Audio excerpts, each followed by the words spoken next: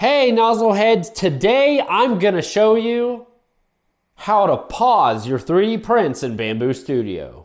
So once we're in BambuStudio, make like a pizza and slice. Now we are on the preview page and you're gonna see on the right hand side we have this progress bar that tells us what each layer looks like, and essentially what we're going to do, drag this bar to where whatever layer you want the printer to pause. You're going to right click, you're going to hit pause.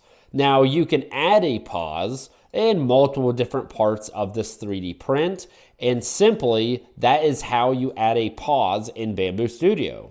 When the 3D print hits that layer, you're going to see a notification on your computer or a notification on your app saying that you have hit the pause. You may want to pause a 3D print to exchange color filaments if you don't have an AMS, to add a magnet or object to a 3D print, or for me, to stop a print to demonstrate particular features like different types of infill and things of that nature.